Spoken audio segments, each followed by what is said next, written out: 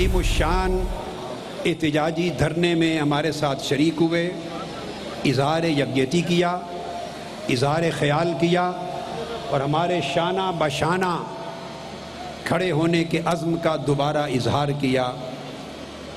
اور پھر وہ تمام کارکنان، وہ تمام خواتین و حضرات، وہ لاکھوں کی تعداد میں آج کے دھرنے کے شرکاء، جن کے دھرنے سے مال روڈ، جیسے کہ انہوں نے مجھے سب نے بتایا، سول سیکریٹریٹ اور ضلع کچہری اور داتا صاحب کی طرف جو لوور مال ہے، وہاں تک اس دھرنے کی وجہ سے پورا رش ہے اور جام ہو گیا ہے۔ ایک ٹھاٹھے مارتا ہوا سمندر ہے۔ میں آپ کی ہمت، جرت اور جمع مردی کو مبارکباد پیش کرتا ہوں، سلام کرتا ہوں اور آپ کے عزم و استقامت پہ فخر کرتا ہوں۔ پھر 17 جون کے سانحہ ماڈل ٹاؤن کے شہداء کے خاندان، ان کے پسماندگان، ان مظلوموں کے رشتہ دار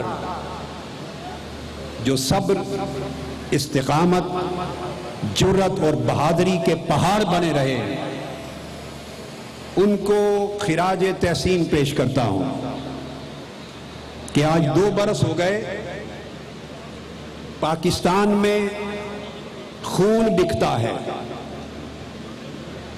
ہر روز پاکستان میں قتل ہوتے ہیں، ہر روز پاکستان میں شہادتیں ہوتی ہیں، ظلم ہوتا ہے، جبر ہوتا ہے، مگر چونکہ یہاں کا نظام کسی مظلوم کو، کسی کمزور کو، کسی مجبور اور مقہور کو انصاف دلانے کی صلاحیت نہیں رکھتا،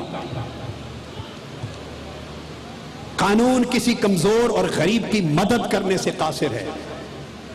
یہاں کے ادارے، یہاں کا نظام طاقتور کے لیے، جابر کے لیے ہے، ظالم کے لیے ہے، درندوں کے لیے ہے۔ اس کے نتیجے میں ہر روز لاشیں گرتی ہیں، لیکن لوگ دیت کے نام پر یا مصالحت کے نام پر اپنے خون کو بیچتے ہیں، لاشیں بیچتے ہیں، زندگیاں بیچتے ہیں۔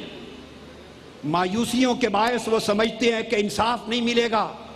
الٹیمیٹلی کوئی 3 لاکھ پر، کوئی 5 لاکھ پہ، کوئی 7 لاکھ پر، 10 لاکھ پر اپنے اعزاء اقارب کے خون اور لاشیں بک جاتی ہیں، اور کوئی شخص ظلم اور جبر کے سامنے جرت کا پہاڑ بن کے کھڑا نہیں رہ سکتا۔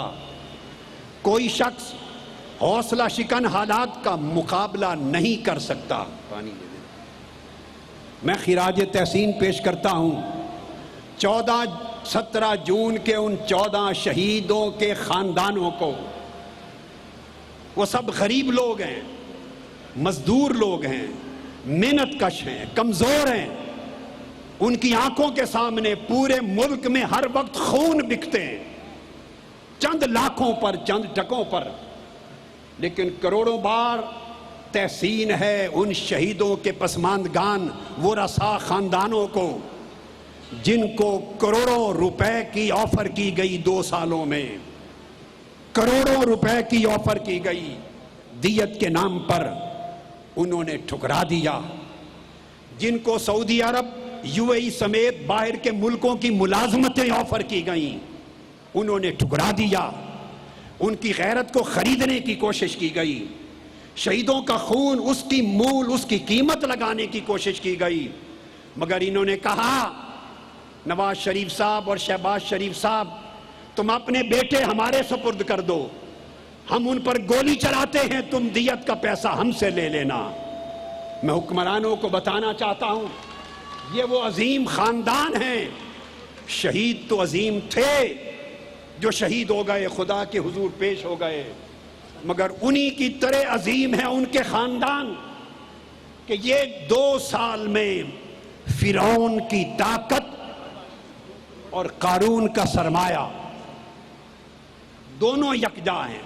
فرعون کی طاقت اور قارون کا سرمایہ دونوں مل کر ہمارے شہیدوں کے غریب خانوادوں سے کسی ایک بچے اور بچی کی غیرت کو خرید نہیں سکے، ان کا جبر کسی کو ڈرا نہیں سکا، ان کا ظلم کسی کو جھکا نہیں سکا، اور ان کی دولت اور سرمایہ کسی کا ضمیر خرید نہیں سکے۔ یہ واقعہ پاکستان کی تاریخ میں ایک انوکھا واقعہ ہے، اور میں بتا دوں کہ جس تحریک کے کارکن اور ان کے شہید کارکنوں کے اہل خاندان فرعون کی طاقت اور قارون کا سرمایہ مل کر خرید نہیں سکتا، تم اس تحریک کے سامنے کبھی جرأت سے کھڑے نہیں ہو سکتے انشاءاللہ۔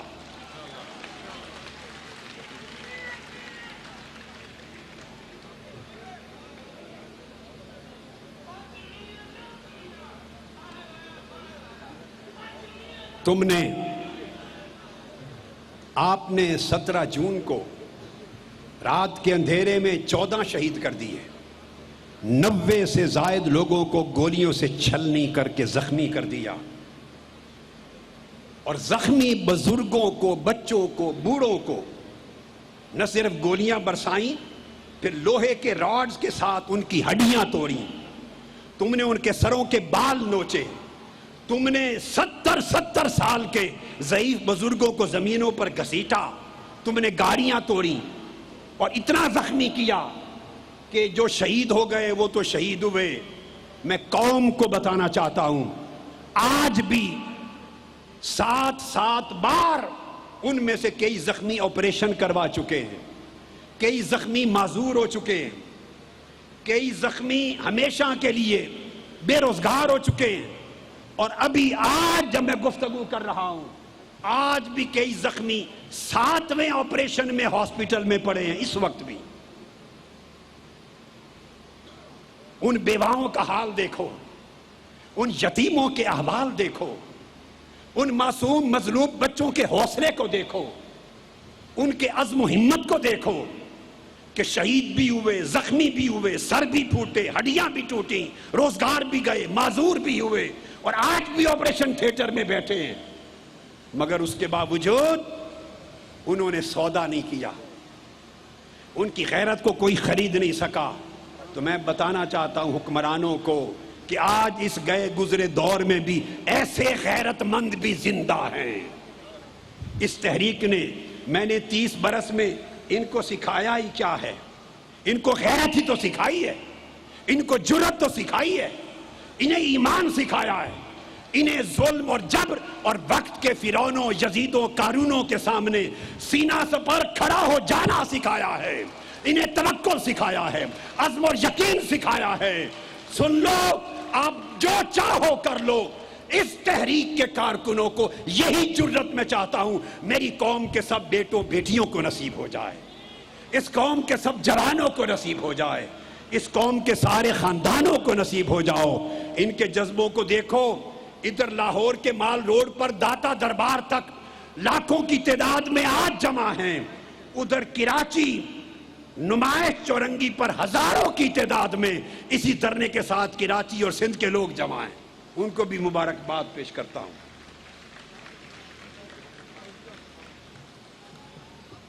اور ظلم کی انتہا یہ کہ وزیر اعلیٰ پنجاب انہوں نے مشہور کر رکھا ہے اپنی طرف سے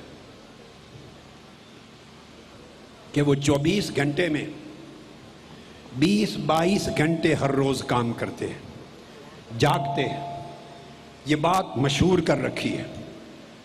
وہ 20-22 گھنٹے کام کرتے ہوں گے، ہمیں خبر نہیں، ہمیں تو اتنا پتا ہے کہ وہ سال کے 364 دنوں میں 20-22 گھنٹے کام کرنے والا نام نہاد وزیر اعلیٰ 16 جون اور 17 جون کی رات اتنا سویا کہ اگلے دن دوپہر تک اس کی آنکھ نہیں کھلی، اس نے پورے سال کی نیند کا قرضہ چکایا، اور اس وقت اٹھا جب 14 لاشیں زمین پر گر چکی تھیں اور 100 کے قریب لوگوں کے جسم گولیوں سے چھلنی ہو چکے تھے۔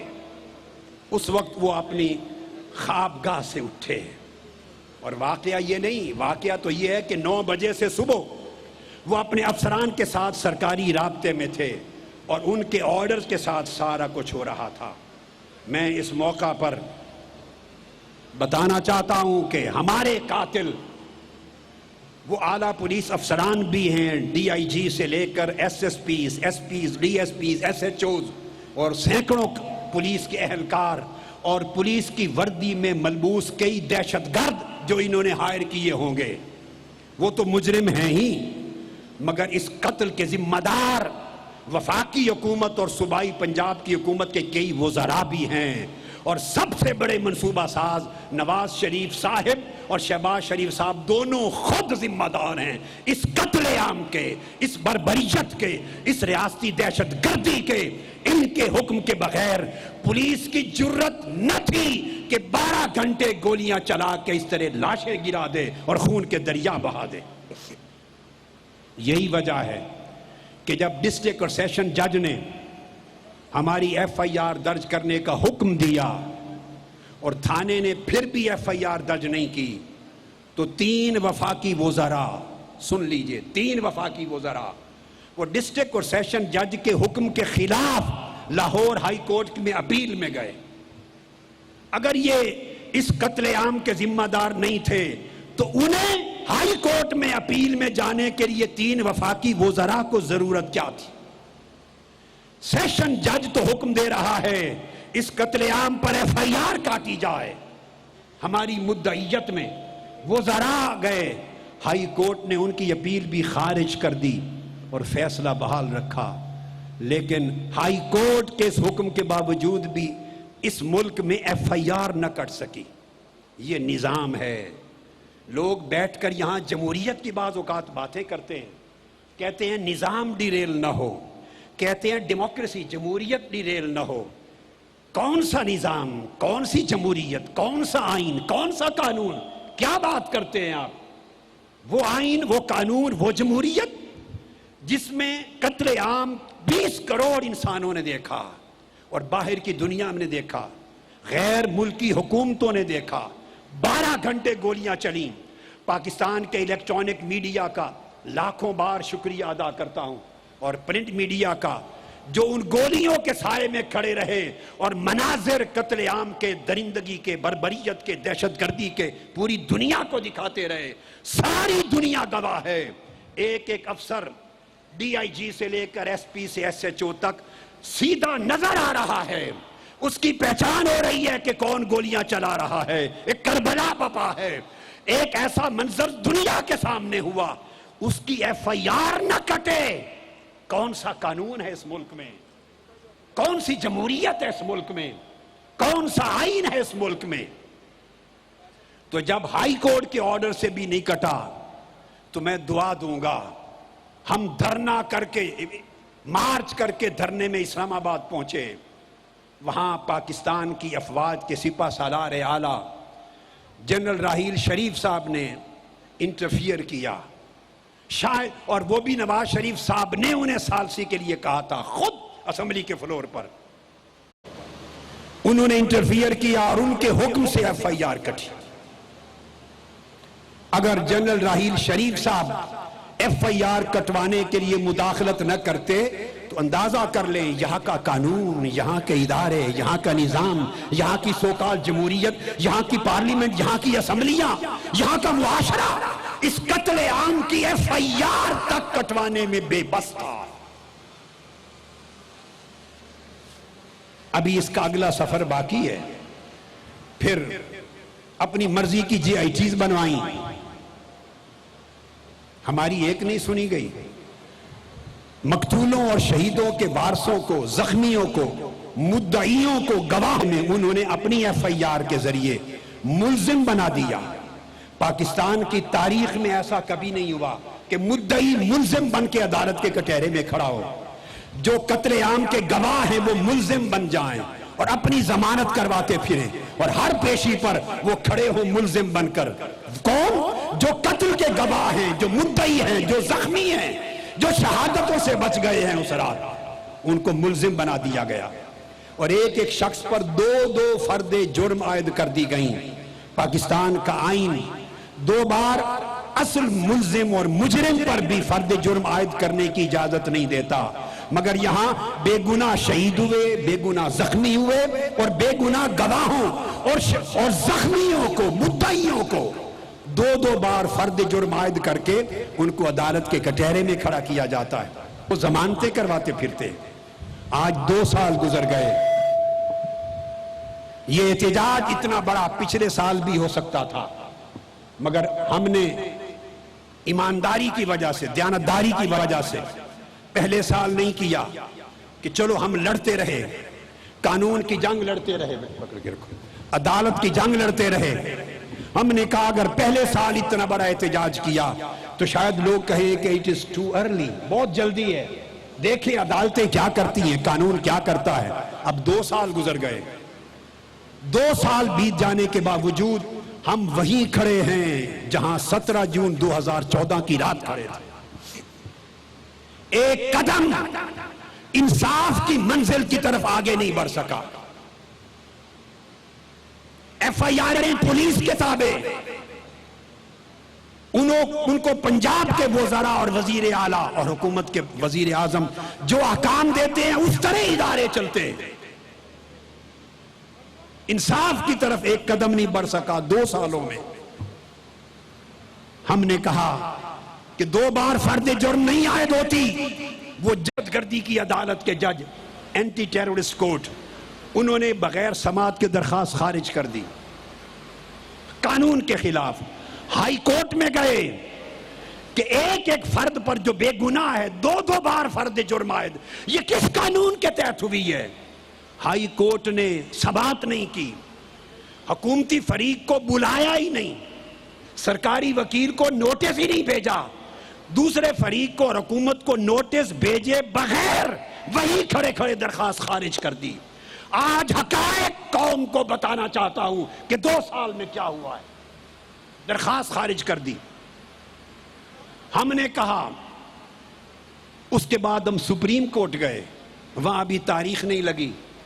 شاید چیف جسٹس آف پاکستان کو ابھی تک علم ہی نہ ہو کہ ہائی کورٹ کے اس فیصلے کے بعد ہم اپیل میں سپریم کورٹ پہنچے ہوئے ہیں۔ ممکن ہے نیچے کسی نے دبا کے رکھی ہو، شاید میری آج کی گفتگو ان کے نالج میں آئے تو وہ سن کے جان سکے۔ ابھی سپریم کورٹ میں اس کی ڈیٹ نہیں نکلی۔ ہم نے مختلف مراکز پر درخواستوں پر درخواستیں دی، ہائی کورٹ تک گئے، اوپر گئے، ہر چیز بغیر سماعت کے نوٹس سے خارج ہوتی گئی۔ اور وہ جج جو دہشت گردی کی عدالت کی، دہشت گردی کے خاتمے کی عدالت کے جج تھے، اب ریٹائر ہو گئے۔ وہ چیمبر میں ہر پیشی پر کہتے تھے کہ میں نے اپریل میں ریٹائر ہونا ہے اور مجھے حکم ہے سارے مقدمے اپریل سے پہلے ختم کر کے جاؤں، میں نے ختم کرنے ہیں۔ ہر روز عدالت میں ہمارا 17 جون ہوتا تھا، ہر روز عدالت میں ایک 17 جون ہوتا تھا۔ اب وہ جج ریٹائر ہو گئے۔ پھر ہم نے تنگ آ کر استغاثہ کیا۔ اب 36 گواہ ہو چکے ہیں استغاثہ میں، مگر بس گواہ ہو رہے ہیں۔ ابھی تک یہ معلوم نہیں کہ وہ سماعت کے لیے بھی منظور ہوگا یا نہیں۔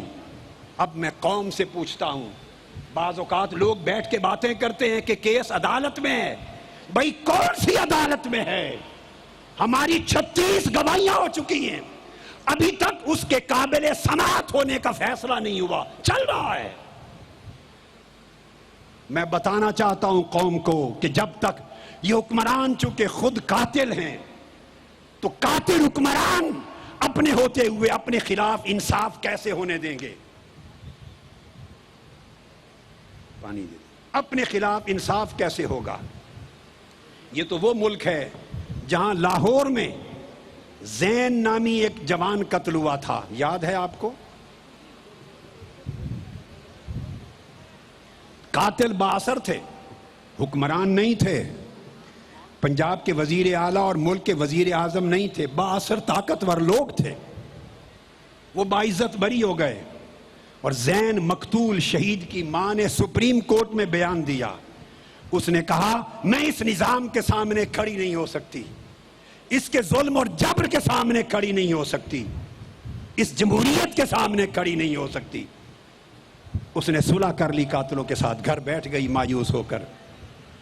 جس ملک میں ماں اس نظام سے مایوس ہو کر بیٹے کے قتل کے انصاف کے مطالبے سے دستکش ہو جائے، آپ اس کو کیا کہتے ہیں؟ وہ نظام ہے، وہ جمہوریت ہے۔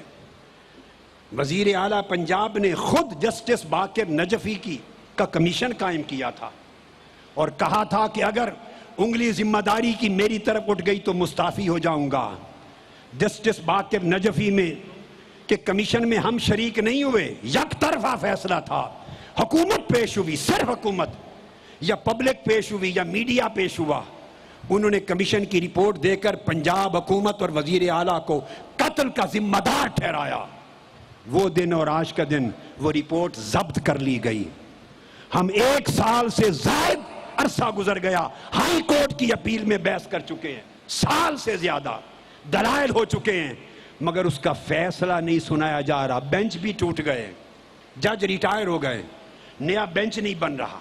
اب میں پوچھتا ہوں ان لوگوں سے جو یہاں بات کرتے ہیں کہ نظام ڈیریل نہ ہو، قانون ڈیریل نہ ہو، جمہوریت ڈیریل نہ ہو، مجھے جواب دے، پوچھو ان سے جن کے سینوں پر گولیاں چلتی ہیں اور جن کے لاڈلے دنیا سے رخصت ہوتے ہیں اور وہ انصاف کے لیے بے مائے یتیم بچے اور یتیموں کے ماں باپ بچوں کے والدین مظلوم روتے پھرتے ہیں، ان سے پوچھو یہ کون سی جمہوریت ہے، ان سے پوچھو یہ کون سا قانون ہے، ان سے پوچھو یہ کون سا آئین ہے۔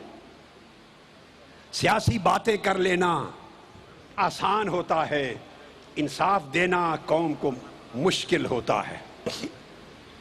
میں یہ سمجھتا ہوں کہ اس ظلم اور بربریت کے نتیجے میں ایک ہی راستہ باقی ہے۔ جنرل راحیل شریف صاحب نے ہمارے اسلام آباد کے دھرنے کے دوران FIR کٹوائی تھی۔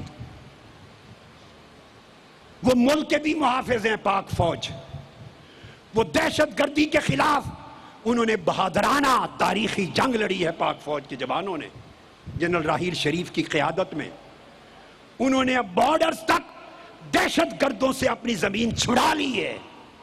وہ ملک کی چاروں سرحدوں کے محافظ ہیں، وہ ملک کی سلامتی کی علامت ہیں۔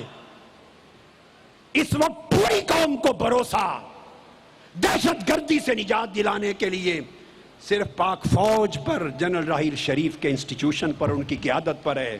ہمارے پاس اور کوئی راستہ نہیں۔ باقی جنگ تو ہم لڑتے رہیں گے، مگر میں نے خلاصہ ساری جنگ کا قوم کو بتا دیا، خلاصہ بتا دیا۔ میں رو رو کے دعائیں کرتا تھا، میرے مولا لیاقت بلوچ صاحب، میں دعائیں کرتا تھا مصلی پر سجدے میں گر کر، اللہ کی عزت کی قسم، کہ میرے مولا میری عزت رکھ لینا۔ یہ 14 شہید ان کے غریب مسکین خاندان ہیں، سینکڑوں لوگ ہیں، کہیں کوئی ایک بک گیا تو ہم مارے جائیں گے۔ ادھر قارون کی دولت اور فرعون کی طاقت ہے، کوئی ڈر گیا، کوئی بک گیا، کسی نے پیسے لے لیے دیت کے نام پر، کروڑوں روپے لے لیے، سودا کر لیا، ایک شخص نے کر لیا تو ہم تو منہ دکھانے کے قابل نہیں رہیں گے۔ میرے مولا میرے شہیدوں کے غریب خاندانوں کے ایک ایک بچے کو اور ان کے والدین بوڑھوں کو عزم دینا، استقامت دینا، صبر دینا، غیرت دینا۔ شکر ہے میرے اللہ تیری ذات کا، تو نے سنی، ان کو وہ ہمت دی، وہ جرأت دی کہ نہ انہیں فرعون ڈرا سکا، نہ انہیں قارون وقت کا خرید سکا۔ آپ دیکھیں، اگر ان کی طاقت، ان کا جبر، ان کا سرمایہ کامیاب ہو جاتا، کسی ایک کو خرید لیتے تو ہمارے مقدمے کا کیا بنتا؟ ہم آج اللہ کے حضور اور قوم کے سامنے سرخ رو ہیں، مگر میں بتانا چاہتا ہوں نواز شریف صاحب اور شہباز شریف صاحب، ظلم کی اندھیری رات بہت دیر نہیں چلتی۔ کفر سے ریاستیں چلتی ہیں، چل جاتی ہیں، مگر ظلم سے نہیں چلتی۔ ایک دن آپ کے اللہ کے حضور سے انتقام کا آنا ہے۔ شیخ رشید صاحب نے آج کہہ دیا، شیخ رشید احمد صاحب نے پتہ نہیں ستمبر تک کا کہہ دیا، 2016 انشاءاللہ ان کی سیاسی موت ہوگی۔ اب سنیے، میں آپ سے اختلاف کر رہا ہوں۔ آپ کے پاس معلومات ہوتی ہیں، میرے پاس معلومات نہیں ہیں۔ میں صرف جائزہ لیتا ہوں حال کا. میں ان کی حالت نزع کو دیکھ رہا ہوں, اور حالت نزع میں یہ وہ حرکتیں کر رہے ہیں. 2 قسموں کے فرشتے آتے ہیں روح قبض کرنے کے لیے. سنیے, پانی لو. 2 قسموں کے فرشتے آتے ہیں روح قبض کرنے کے لیے.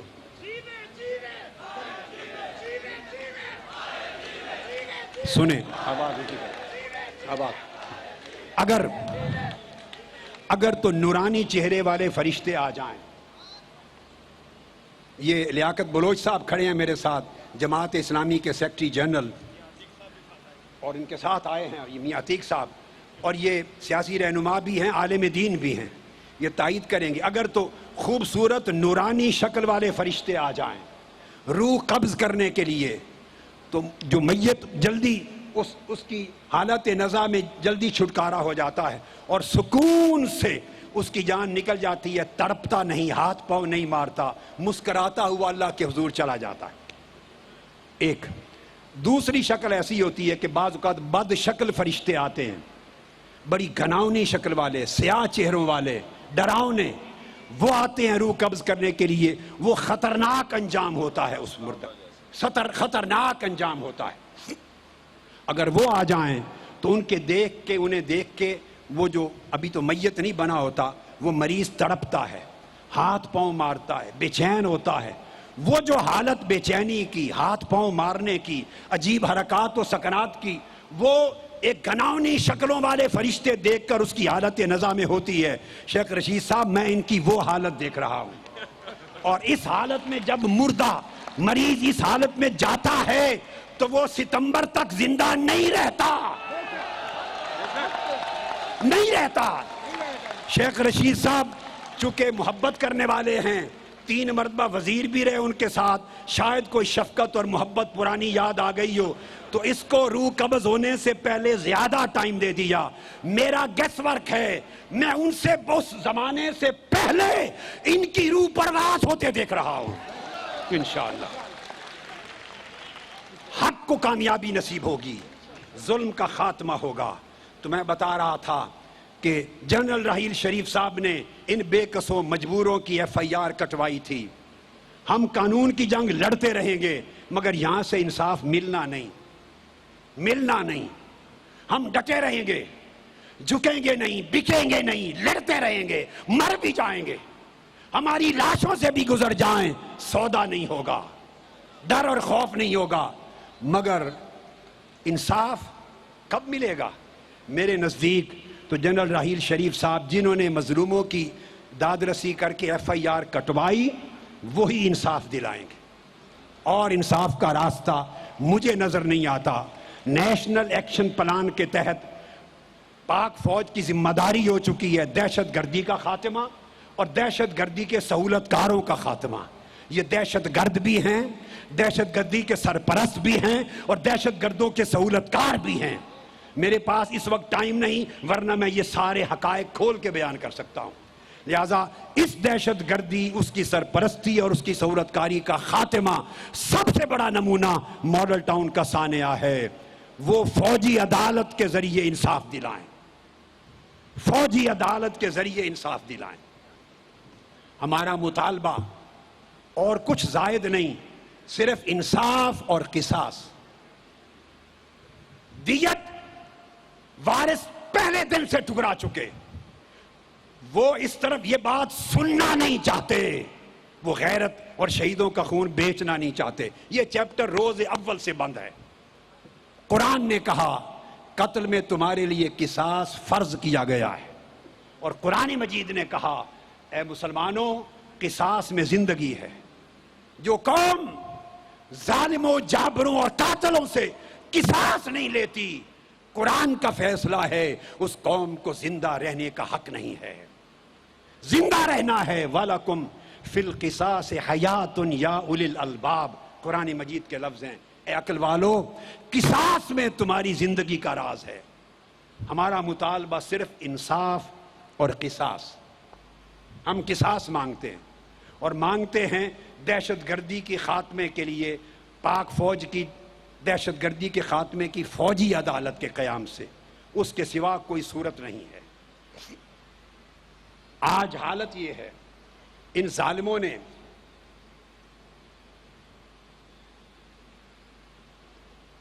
پاکستان کو تنہا کر دیا ہے. بڑی امپورٹنٹ بات، جب سے یہ اقتدار میں آئے ہیں پاکستان اپنے ریجن میں، خطے میں اور پوری دنیا کی برادری میں تنہا ہو گیا ہے. یہ تذکرہ کر چکے ہیں شیخ رشید صاحب. ایک بارڈر ہمارا پہلے ہی محفوظ نہیں تھا، وہاں ہمیشہ خطرات رہتے ہیں. ایک ہمسایہ ملک کے اور پاکستان کے مابین ہمیشہ کشیدگی رہی. 2 بارڈرز تھے جہاں کبھی کشیدگی نہیں ہوئی تھی. پاک افغان بارڈر پر پچھلے 70 سال میں اس طرح کبھی فائرنگ نہیں ہوئی تھی. 70 سال کی تاریخ میں اس طرح فائرنگ نہیں ہوئی تھی. یہ حادثہ ہوا ہے، اور یہ حادثہ میرا خیال ہے اتفاقی نہیں ہے. حادثہ ضرور ہے مگر حادثاتی نہیں ہے، اتفاقی نہیں ہے. یہ سوچنے کی بات ہے، سوچنے کی بات ہے کہ کہیں کچھ اور میٹر تو نہیں ہے. دوسرا برادر ملک، اس سے دوری پیدا کر لی گئی. پاکستان پورے خطے میں آج تنہا ہے، اور جن ملکوں سے دوستی بنائی انہوں نے، میں ان ملکوں کے جان بوجھ کے نام نہیں لوں گا، ان سے ذاتی خاندانی کاروباری دوستیاں بنائیں. پوری قوم کو آگاہ کرنا چاہتا ہوں، کنٹری ٹو کنٹری ریلیشن شپ نہیں بنائی، فیملی ٹو فیملی بنائی. ملک دور ہو گئے، پاکستان ان ملکوں سے بطور قوم، بطور ریاست دور ہے، مگر حکمرانوں کا خاندان ان کے خاندانوں کے قریب ہیں. کاروباری تعلقات بنائے، ریاستی تعلقات ٹوٹ گئے یا بہت کمزور پڑ گئے. پاکستان تنہا ہو گیا، اور تنہا کیوں نہ ہوتا جس کے وزیر اعظم کو ملک کی سلامتی سے کوئی دلچسپی نہیں ہے. یہاں جاسوس پکڑے جائیں مخالف ملکوں کے تو وہ بیان نہ دے، ان کی زبان بند رہے. یہاں سرحدوں پر حملہ ہو جائے، وہ بیان نہ دے، ان کی زبان بند رہے. یہاں چھوٹو گینگ اور کئی دہشت گرد گروہ پکڑے جائیں اور وہ ان کو چھڑانے کی کوشش کرے، تحفظ دے. ہر شہر میں دہشت گردی کے گڑھ اور پناہ گاہیں ہوں، انہیں فکر نہ ہو. ملک خارجہ پالیسی میں تنہا رہ جائے، انہیں پرواہ نہ ہو، اور وہ سیلف ایگزائل میں جا کر لندن بیٹھ جائیں، ایک عارضی قسم کی جلا وطنی، خود ساختہ جلا وطنی میں بیٹھ جائیں. جس ملک کا کوئی وزیر خارجہ نہ ہو، جس ملک کے وزراء کیبنٹ کے پاس کوئی فیصلہ کرنے کی جرت اور اتھارٹی نہ ہو، جس ملک کے صدر کو کانسٹیٹیوشنل ہیڈ ہونے کے باوجود کوئی انڈیپینڈنس اور اتھارٹی میسر نہ ہو، جس ملک کی معیشت قرضوں پہ چلی جائے، جس میں انسان کا خون ارزاں ہو جائے، جس میں عزتیں لوٹی جائیں، گھر لوٹے جائیں، مہنگائی آسمانوں پر جائے، روزگار نہ ملے، تعلیم ختم ہو جائے، صحت نہ رہے، قوم مایوس ہو جائے، اس ملک کا محافظ کون ہوگا؟ کیا ان سارے معاملات کی دیکھ بھال کرنا افواج پاکستان کی ذمہ داری تھی؟ اس ادارے کا کام نہیں تھا، مگر ان میں سے بیشتر کام ان کے کندھوں پر بلا وجہ ڈال دیے گئے. ایسی تنہائی پاکستان کو پہلے کبھی نہ تھی جتنی آج ہے. یہ خود بطور خاندان تنہائی میں نہیں، پاکستان بطور ریاست تنہائی میں ہے، اور ملک بادشاہت سے بھی بڑھ کر کسی آمریت کی صورت میں چلایا جا رہا ہے. صرف اپنے خاندان کے بچے چلا رہے ہیں. کیبنٹ کے وزیروں کے اجلاس ان کے بچیاں بلا رہے ہیں. کس کیپیسٹی میں؟ میں سوال کرتا ہوں لوگوں سے جو نظام کی بات کرتے ہیں، جو جمہوریت کی بات کرتے ہیں، جو پارلیمان کی بات کرتے ہیں. ارے کون سا پارلیمان، کون سا نظام، کون سا آئین، کون سی جمہوریت؟ آئین کی کون سا آرٹیکل اجازت دیتا ہے کہ حکمران باہروں اور ان کے بیٹے بیٹیاں ملک چلائیں؟ وہ وزیروں کے اجلاس بلائیں، بیوروکریٹس کے اجلاس بلائیں، وہ آرڈرز جاری کریں. کس کیپیسٹی میں؟ یہ تو بادشاہتوں میں ایسا نہیں ہوتا. ان کے بھی کوئی ولی عہد ہوتے ہیں, نائب ہوتے ہیں. یہاں تو بطور نائب بھی کسی کو ذمہ داری نبھانے کی اجازت نہیں. حکومت کے سارے کارندے ان کے ذاتی ملازم اور نوکر ہیں, اس سے بڑھ کے کسی کی حیثیت نہیں. کون سی جمہوریت؟ وہی جمہوریت جس نے پارلیمنٹ بنائی, منتخب کیا, 200-250 اجلاس ہوئے, اور وزیر اعظم اس پارلیمنٹ میں جانا گوارا نہیں کرتے. اس کو جمہوریت کہتے ہیں. دیکھو دنیا کی جمہوریتوں کا حال. وزیر اعظم ہر سیشن میں ہوتا ہے اور ہر ایک کے سوالات کا وقفہ سوالات میں کھڑے ہو کے جواب دیتا ہے. اس کو جمہوریت کہتے ہیں. جہاں کا سو کالڈ وزیر اعظم پارلیمنٹ میں نہ جائے, جہاں کے منسٹرز نہ جائیں, جہاں بجٹ سیشن میں کورم پورا نہ ہو, لوگوں کی دلچسپی نہ ہو, اور پھر اس کو آپ کہتے ہیں یہ آئین, پارلیمنٹ, جمہوریت, نظام ہے. سوچنے کی بات ہے. یہی نظام ہے کہ جب پاناما پیپر لیکس کا الزام آیا اور پکڑی گئی ان کی چوری اور ان کی آف شور کمپنیاں نکل آئیں, جائیدادیں نکل آئیں, تو وزیر اعظم صاحب نے 2-3 خطاب کیے, اور خطاب میں قوم سے وعدہ کیا کہ میں خود کو اور اپنے خاندان کو احتساب کے لیے پیش کرتا ہوں. یہ وعدہ کیا. اب پوچھئے, یہ تمام پولیٹیکل پارٹیز کے رہنما بیٹھے, یہ رہنما بیٹھے, پارلیمانی کمیٹی بنی. میں نے تو پہلے دن کہا تھا کچھ نہیں نکلے گا اس میں سے, مگر 12 رکنی پارلیمانی کمیٹی بنی. کیونکہ نکلے گا اس لیے کچھ نہیں کہ اگر چوری ہو جائے, ڈاکہ پڑ جائے کسی کے گھر میں, تو ڈاکو اور گھر والے مل کر چوری کی تفتیش نہیں کیا کرتے کہ ڈاکو اور گھر والے مل کر کوئی قانون بنائیں, کوئی شرائط بنائیں چوری کی تفتیش کر. اگر مل کر تفتیش کرنی تھی تو وہ ڈاکہ ہی کیوں ڈالتے, چوری کیوں کرتے؟ یہ اسی پارلیمنٹ کی نمائندہ جماعتیں تھیں. 3 ہفتوں سے زائد بیٹھے. جس وزیر اعظم نے کہا تھا میں خود کو اور اپنے خاندان کو احتساب کے لیے پیش کرتا ہوں, ایک ہی نقطے پر 3 ہفتوں کی جنگ کے بعد پارلیمانی کمیٹی ٹوٹ گئی کہ وہ ان کا احتساب نہیں کرانا چاہتے. حکومت کے 6 رکن وزراء نواز شریف صاحب کا احتساب اور ان کے خاندان کا نہیں چاہتے.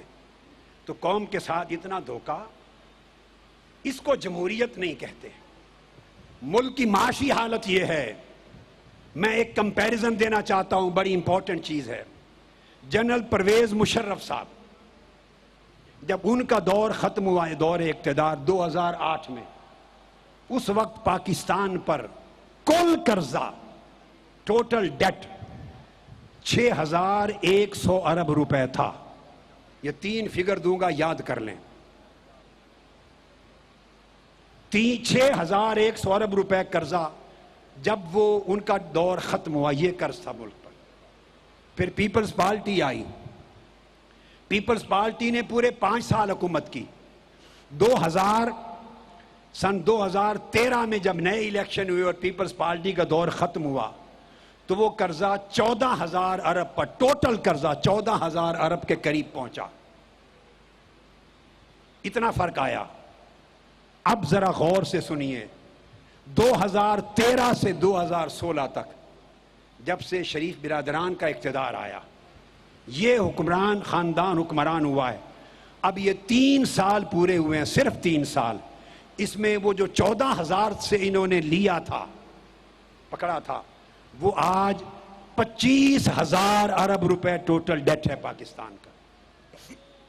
3 سالوں میں 25,000 ارب روپیہ. یہ ٹوٹل تمام منصوبوں کا ڈیٹ بھی اس میں شامل کر کے یہ ہے. اور ہر روز, یہ معیشت کی بات کرتے ہیں, ہر روز 5.25 ارب روپیہ کرنسی کے نوٹ, کاغذ کے کرنسی نوٹ چھاپے جاتے ہیں. 5.25 ارب روپے. یہ سب معیشت کی تباہی کا سامان ہو رہا ہے. 25,000 ارب روپے ٹوٹل قرضہ ہے ملک پر, اور روزانہ 5.25 ارب. ہر ایک مہینے کا 150 ارب سے زیادہ نوٹ چھاپا جاتا ہے زائد پیپر کرنسی پر ہر مہینے. اس کو سال کا بنا لیں. اگر خدا نہ خواستہ یہ رہ گئے اور اگلا سال آ گیا, تو اگلے سال کے اینڈ تک یہ قرضہ 30,000 ارب روپے پر اگر یہ رہے اللہ نہ کرے تو پہنچ جائے گا. اور 30 ٹریلین روپیز 30,000 ارب روپے اگر قرضہ ہو گیا, یہی پاکستان کی ٹوٹل جی ڈی پی ہے. 30,000 ارب جی ڈی پی. جگہ ٹوٹل قرضہ اور جی ڈی پی کسی ملک کا برابر ہو جائے تو ملک کا سروائیول ممکن نہیں رہتا, فیلئر ہو جاتا ہے, ملک کی معیشت تباہ ہو جاتی ہے اور سٹیٹ کا فیلئر ڈکلیئر ہونے کا خدشہ بڑھ جاتا ہے. یہ ہے اس ملک کی معیشت کی حالت. یہ جو چائنا کوریڈور یہ منصوبہ شروع ہوا, خدا اس میں بھی پیسوں کے قرضے سارا کچھ تو انہوں نے کیا. پاک فوج نے اس منصوبے کو, چونکہ یہ منصوبہ پاکستان کی خوشحالی کا مستقبل ہے پاکستان کی مضبوطی کا, اور اس لیے ہمیں امید ہے کہ اس کی سیکیورٹی کی ساری ضمانت پاک فوج نے لے رکھی ہے. ورنہ یہاں تو چینی انجینئر بھی مارے جاتے تھے. چونکہ پاک فوج ضامن ہے اس منصوبے کی, پاک چائنا اکنامک کوریڈور کی, اس وجہ سے انشاءاللہ پاک فوج محافظ اور ضامن ہے, اس لیے یہ پایہ تکمیل تک پہنچے گا. اگر پاک فوج اس کی حفاظت اور ضمانت نہ لیتی تو خدا جانے کئی ملک نہیں چاہتے تھے یہ حکمران کیا کر دیتے اس منصوبے کے ساتھ, اور جو کچھ لوٹ مار کا بازار گرم ہے کیا بیتتا, اس منصوبے پر بھی کیا بیتتا. آج کی بات ایک مطالبہ ہے ہمارا آج کے اس احتجاج میں, دھرنے میں. پھر میں اختتام سے پہلے آج کے دھرنے کے بارے میں فائنل آپ سے رائے لوں گا اور پھر فیصلہ سناؤں گا.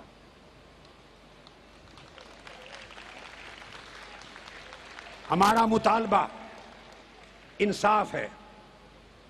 پاکستان ایک ایسا ملک ہے کہ ایسے نااہل, غیر ذمہ دار, کرپٹ بادشاہوں کے ہاتھ میں یہ ملک نہیں رہنا چاہیے.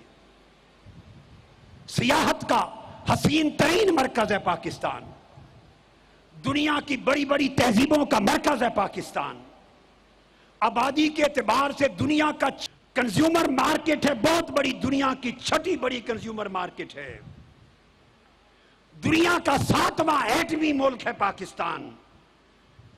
پاکستان کے ٹیلنٹ سب سے بہتر, ہیومن ریسورسز سب سے بہتر ہیں, نیچرل ریسورسز سب سے بہتر ہیں. پاکستان کے ٹیلنٹس ریسورسز کا مقابلہ دنیا کے کم ملک کر سکتے ہیں, مگر یہ ترقی کر کے ایشیا کا ٹائیگر بن سکتا ہے. ہم پاکستان کو ایک مضبوط پاکستان دیکھنا چاہتے ہیں, ہم پاکستان کو محفوظ ملک دیکھنا چاہتے ہیں, ہم پاکستان کو پرامن ملک دیکھنا چاہتے ہیں, ہم پاکستان کو ترقی یافتہ ملک دیکھنا چاہتے ہیں. ہم پاکستان کے چہرے سے دہشت گردی کا داغ مٹانا چاہتے ہیں. نہیں چاہتے کہ دہشت گردی یہاں سے امپورٹ ہو یا ایکسپورٹ ہو, بلکہ امن پوری دنیا کا پاکستان اس کا گہوارہ بنے. پاکستان کا مستقبل بڑا برائٹ ہے اگر اسے قانون مل جائے, اسے نظام مل جائے, اسے آزادی مل جائے, اسے عزت مل جائے, اسے اہل قیادت مل جائے, اس کے مستقبل کو سنوارنے کا عزم اور ارادہ مل جائے تو پاکستان ایشیا کا لیڈنگ ملک اور امت مسلمہ کا سب سے بڑا لیڈر بن سکتا ہے. مگر عزم اور قیادت چاہیے, دیانت چاہیے, ایبیلٹی چاہیے. سو ہمارا مطالبہ ایک ہے آج کے احتجاج میں, انصاف اور قصاص. بولیے ہاتھ اٹھا کر, انصاف اور بولیے قصاص. ہمارا مطالبہ, پھر بولیے کیا ہے؟ ہمارا مطالبہ وہی ہے جو قرآن کا حکم ہے. ہم قصاص, خون کا بدلہ خون مانگتے ہیں. کراچی کا میں پھر دوہرا رہا ہوں, بڑا عظیم الشان دھرنا نمائش چورنگی پر جاری ہے. کراچی والوں, سندھ والوں, لاکھوں مبارکیں ہوں, وہ آج اس دھرنے میں شریک ہیں, اس دھرنے میں شریک ہیں.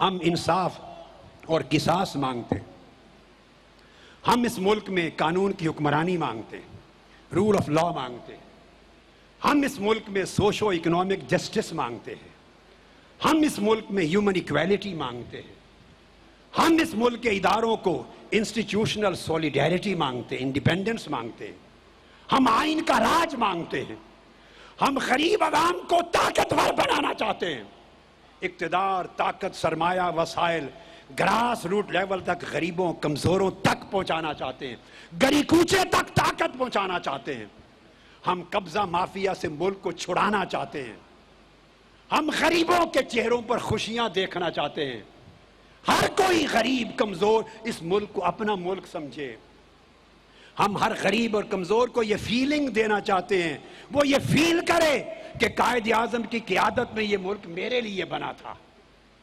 غریب فیل کریں، غیر مسلم اقلیتیں فیل کریں، نہ صرف مسلمان ہندو فیل کریں، ہمارے بھائی مسیحی بھائی فیل کریں، سکھ برادری فیل کرے، تمام طبقات فیل کریں، یہ ملک ہمارا ملک ہے۔ ہم سینس آف اونرشپ دینا چاہتے ہیں، سینس آف اونرشپ، ہم ہر ایک کی ایکول پارٹیسپیشن چاہتے ہیں، ہم ہر جگہ عدل اور انصاف کا راج چاہتے ہیں، ہم معاشی استحکام چاہتے ہیں، ہم ملک کی ترقی چاہتے ہیں، اور یہ ان کے ہوتے ہوئے ناممکن ہے، ناممکن ہے، ناممکن ہے۔ یہ جتنی دیر رہیں گے پاکستان کا فیوچر بڑے ناقابل تلافی خطرات میں چلا جائے گا۔ تو مطالبہ ایک ہے آج کے اس دھرنے کا، قصاص، اور 3 مقاصد ہیں۔ ہم اس ملک میں انتہا پسندی، فرقہ واریت، انتہا پسندی اور دہشت گردی کا خاتمہ چاہتے ہیں۔ ہم کوئی بریلوی، دیوبندی، اہل حدیث، شیعہ، غیر شیعہ، سنی، شیعہ، ہم اس قسم کی تفریق سے اس معاشرے کو ٹکڑے ٹکڑے ہوتا نہیں دیکھ سکتے۔ یہ سارے مسلمان نبی کے غلام، اور ان سے بڑھ کر باقی غیر مسلم اقلیتیں وہ بھی اتنی ہی پاکستانی ہے جتنے مسلمان پاکستانی ہیں۔ ہم ان کو بھی sense of equality, sense of ownership, sense of respect دینا چاہتے ہیں، سینس آف پروٹیکشن دینا چاہتے ہیں۔ بلا تفریق رنگ و نسل پنجاب تنہا پاکستان کیوں تصور ہو؟ بلوچستان، سندھ، کے کشمیر، سارے خطے برابری کا احساس پیدا کریں، بلا تفریق رنگ و نسل اور بلا تفریق مسلک و مذہب، تمام انسانی طبقات کو خوشحال دیکھنا چاہتے ہیں۔ ہم عمومی خوشحالی چاہتے ہیں، اکنامک گروتھ کے ساتھ خوشحالی، پروسپیرٹی چاہتے ہیں، اور ہم اس خطے میں اور عالمی برادری میں پاکستان کو محفوظ دیکھنا چاہتے ہیں، جس سے اندرونی خطرات بھی نہ ہوں اور باہر کے بارڈرز کے خطرات بھی نہ ہوں۔ ہم پاکستان کو پرامن دیکھنا چاہتے ہیں، ترقی یافتہ دیکھنا چاہتے ہیں، اور ہمارا خواب پاکستان کی سلامتی ہے، پاکستان کی ترقی ہے، پاکستان کی مضبوطی ہے، اور پاکستان کے عوام کی خوشحالی ہے۔ اور یہ اس وقت نصیب ہوگی جب قاتلوں کا اور قتل کا راج ختم ہوگا۔ اب آپ مجھے بتائیے، میں آپ سے سوال کرتا ہوں، اصول انصاف کے لیے اور اصول قصاص کے لیے اگر میں فیصلہ کروں کہ ہم بیٹھے رہیں گے جب تک انصاف اور قصاص نہیں ملتا، آپ ساتھ دیں گے؟ پیچھے تک بتائیں ہاتھ اٹھا کر، ساتھ دیں گے؟ دیں گے؟ اگر آپ نو کرتے ہیں تو میں ابھی ختم کرنے کا اعلان کر دیتا ہوں۔ بولیے، بتائیے، مجھے جواب دیں۔ اگر آپ نو کرتے ہیں تو میں اس کے ختم کرنے کا اعلان کر دیتا ہوں۔ ہم بدمزگی نہیں چاہتے، کشیدگی نہیں چاہتے۔ یاد رکھیں، ہم جنگ جیتیں گے مگر امن کی قوت کے ساتھ۔ 17 جون کی رات ہمارا مرکز کوئی خواجگان کا مرکز نہیں تھا، وہاں خواجے نہیں رہتے تھے، جوان تھے، میرے مسلح گارڈ تھے، فوج کے ریٹائرڈ کمانڈو تھے، لائسنس والا اسلحہ ان کے پاس تھا۔ اگر ہم امن پرست نہ ہوتے تو وہ گولیاں چلا رہے تھے، یہ گارڈ بھی گولیاں چلاتے تو 10 15 20 لاشیں ان کی بھی گر جاتی، حساب وہیں چکا دیتے۔ مگر ڈاکٹر حسن اور ڈاکٹر حسین دونوں بیٹوں نے سارے گارڈز کو حکمن اندر بلا لیا اور گھر میں کمرے میں بند کر کے لاک کر دیا۔ اللہ گواہ ہے، وہ روتے تھے ان کے قدم پکڑ کے چیختے تھے اور کہتے تھے 25 سال سے ہم نے پاکستان عوامی تحریک اور تحریک منہاج القرآن کا نمک کھایا ہے، 25 سال سے۔ آج 25 سال کے بعد پہلا وقت آیا ہے اپنی جانیں دینے کا۔ ہم پر گولیاں چل رہی ہیں، ہماری لاشیں گر رہی ہیں، ہمیں اجازت دیں ہم بھی باہر نکل کے گولیاں چلائیں۔ اگر ہمارے 14 شہید ہوئے تو 14 20 ان کے بھی شہید کریں گے۔ لیکن حسن اور حسین دونوں بیٹوں نے کہا ابو جی کا حکم ہے، اگر ہمارے گھر کا بھی کوئی فرد زندہ نہ بچے، ساری لاشیں گر جائیں، تب بھی جواباً گولی نہیں چلے گی۔ ہم تو گولیوں کا کلچر ختم کرنا چاہ رہے ہیں، ہم تو معاشرے کو امن کی زندگی کا درس دے رہے ہیں۔ ہم نے اس رات چکا دیا ہوتا حساب، مگر ہم نے قانون ہاتھ میں نہیں لیا، ہم نے امن کو نہیں چھوڑا۔ ہماری طاقت صبر ہے، ہماری طاقت استقامت ہے، ہماری طاقت غیرت و حمیت ہے، ہماری طاقت ایمان ہے، ہماری طاقت اللہ پر یقین ہے، اللہ پہ توکل ہے، ہم حق پر ہیں اور آخری فتح انشاءاللہ حق کی ہوگی۔ اس لیے آپ بتائیں کہ ان سے حساب لینے تک آپ چاہتے ہیں یہیں رہیں؟ میڈیا والے سن لے، میں ابھی اعلان کرنے لگا ہوں، ابھی اعلان کرنے لگا ہوں، لیاقت بلوچ صاحب بھی نہیں جائیں گے واپس، ٹھیک ہے؟ لیاقت بلوچ صاحب بھی منصورہ نہیں جائیں گے، شیخ رشید صاحب بھی نہیں جائیں گے۔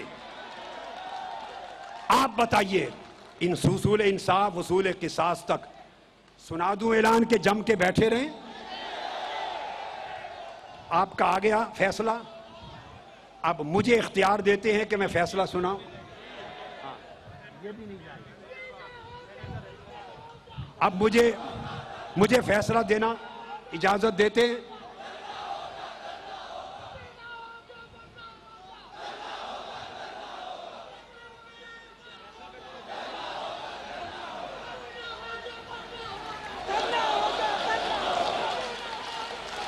اجتماع کا منظر کارکنوں زندہ باد، غیور کارکنوں زندہ باد، پاکستانی عوام زندہ باد، لاہور کے شہریوں، پنجاب کے شہریوں زندہ باد، کراچی سندھ کے شہریوں زندہ باد، کے پی کے سندھ بلوچستان کے شہریوں زندہ باد۔ تمہاری غیرت کو سلام، تمہاری جرت کو سلام، تمہاری بہادری کو سلام، تمہاری استقامت کو سلام۔ اب سنیے، اب فیصلہ سنیے۔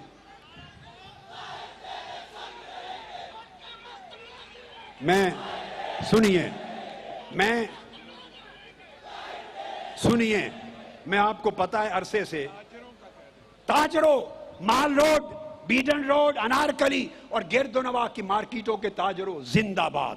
انہوں نے دکانیں بند کرنے سے انکار کر دیا تھا، ہم نے بولو کسی کی دکان پر کوئی زیادتی ہوئی؟ یہ وہ تربیت ہے جو امن، تربیت اور سلامتی کا مزاج اس کارکنوں کو، میں نے تحریک کے کارکنوں کو دیا ہے۔ یہی کردار پوری قوم کے جوانوں اور قوم کی دیکھنا چاہتے ہیں، ساری قوم۔ اگر نظام صحیح ملے، قیادت صحیح ہو تو ساری قوم اسی کردار کی حامل۔ میں اب فیصلہ سنا رہا ہوں۔ آپ سامان لے آئے ہوئے ہیں، اگر بیٹھنا پڑ جائے، سامان پاس ہے جی، ساری افطاری آ جایا کرے گی، ساری افطاری آ جایا کرے گی۔ تیار ہیں؟ سنیے، اب فیصلہ یہ ہے، سنیے، فیصلہ یہ ہے،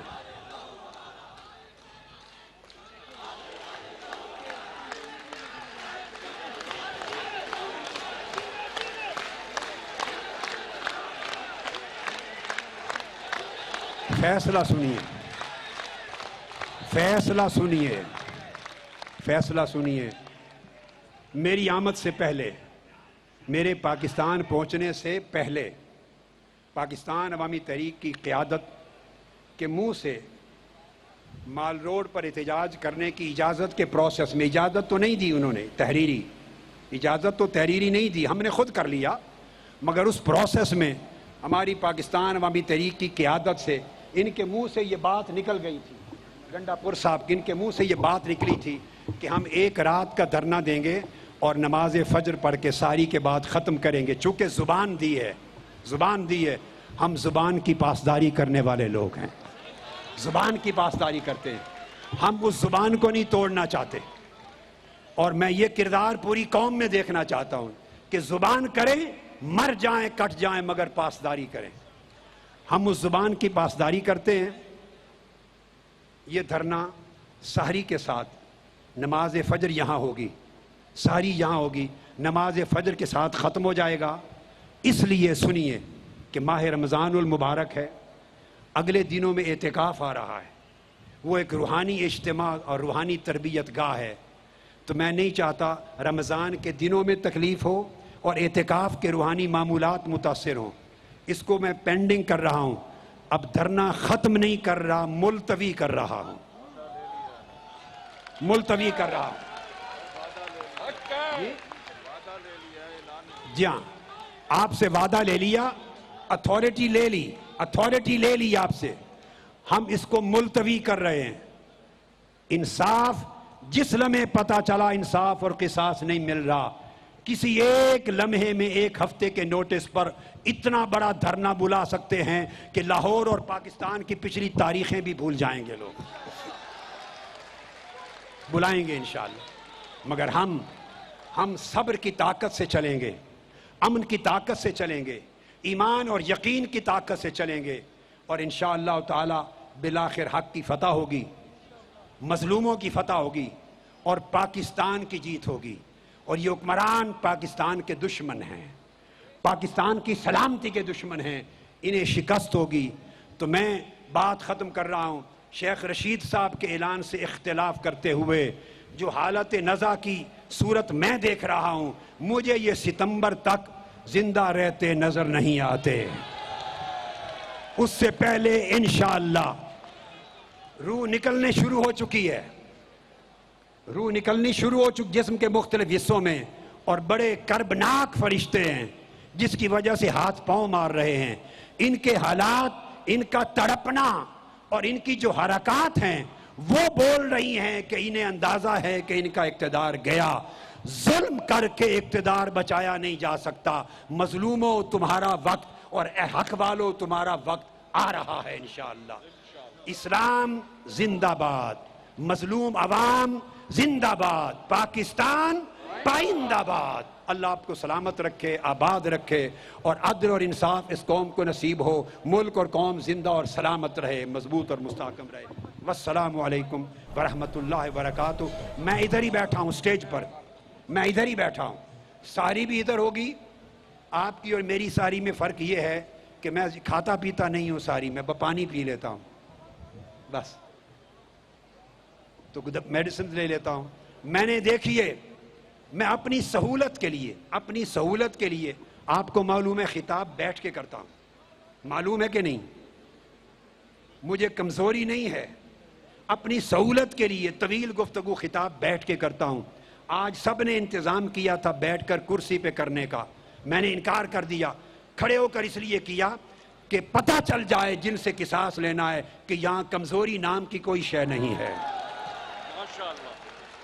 یہاں اللہ کے فضل سے کمزوری نام کی کوئی شے نہیں ہے. طاقت ہے, توانائی ہے, صحت ہے. اگر میرے کارکن طاقتور ہیں تو میں کمزور نہیں ہو سکتا, ملک طاقتور ہے تو ہم کمزور نہیں ہو سکتے. والسلام علیکم ورحمۃ اللہ وبرکاتہ. اللہ آپ کو مبارک دے. ایک آخری اعلان سنیے, ایک ہدایت سنیے, آخری ہدایت. آپ یہاں ساری کھائیں گے. میں نے ٹی وی کے ذریعے پیغام دیا تھا, شاپر بیگز, پولیتھین کے بیگ لائے ہوئے ہیں نا, لفافے. سحری کر کے کوئی چیز زمین پہ نہیں پھینکنی. جب آپ جائیں تو یہاں سے لے کے داتا دربار تک, سول سیکریٹریٹ تک, مال روڈ پر کوئی کچرا بھی آپ کا پھینکا ہوا نظر نہ آئے. آپ کا کردار دنیا کو دکھانا چاہتا ہوں. سحری کریں, ہر چیز خود اٹھائیں, ہر شخص اٹھائیں.